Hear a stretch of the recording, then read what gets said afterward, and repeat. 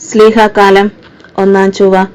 വിശുദ്ധ ലൂക്കായുടെ സുവിശേഷം 19-ാം അധ്യായം 11 മുതൽ 27 വരെയുള്ള വാക്യങ്ങളുടെ വിശകലനം. നാണയങ്ങളുടെ ഉപമ.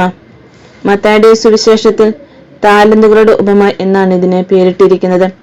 അവിടെ ഓരോരുത്തർക്കും താങ്കളുടെ കഴിവിനനുസരിച്ച് വ്യത്യസ്തമായ താലന്തുകളാണ് നൽകുന്നത്.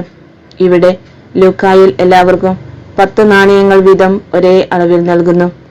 ദൈവം എല്ലാവർക്കും ഒരേ അവസരമാണ് നൽകുന്നത് എന്നർത്ഥം. ദൈവത്തിന് ഹിതകരമായ രീതിയിൽ അതിനെ വർദ്ധിപ്പിക്കുക എന്നതാണ് നമ്മുടെ കടമ. ഒന്നും ഏൽപ്പിക്കപ്പെടാത്തവരായി ആരുമില്ല. ഓരോരുത്തർക്കും ഏൽപ്പിക്കപ്പെട്ടിരിക്കുന്ന കർത്തവ്യങ്ങൾ വ്യത്യസ്തമാകാം. അത് എന്തു തന്നെ ആയാലും ദൈവത്തിന്റെ കണ്ണിൽ ഒരേ പ്രാധാന്യവും വിലയുമാണുള്ളത്. ഓരോരുത്തർക്കും ലഭിച്ചിരിക്കുന്ന വിളിക്കനുസരിച്ച് സത്യസന്ധതയോടെ വർദ്ധിക്കുക. ലഭിച്ച അവസരങ്ങൾ പരമാവധി പ്രയോജനപ്പെടുത്തണം. Opportunity lost is lost forever എന്നാണല്ലോ പറയുക. നമ്മുടെ അവസരങ്ങൾ സാർത്ഥതയോടെ നമുക്ക് വേണ്ടി മാത്രം പ്രയോജനപ്പെടുത്തുന്നത് ദൈവസന്നിധിയിൽ എണ്ണപ്പെടുകയില്ല. നമുക്കുള്ളതിന്റെ ഒരു ഓഹരിക്ക് അപരനും അർഹനാണ് എന്ന ചിന്ത ദൈവികമാണ്. അപ്പോൾ നല്ലവനായ ഭൃത്യ എന്നായിരിക്കും നമ്മെക്കുറിച്ച് ദൈവം പറയുക.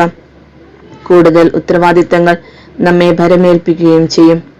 അന്ത്യവിധി നാളിൽ നമ്മുടെ ചെയ്തികൾ തൂക്കിയളക്കുമ്പോൾ നല്ലവനായ ഭൃത്യ എന്ന് വിളിക്കപ്പെടുവാൻ നാം അർഹരായിട്ടുണ്ടോ?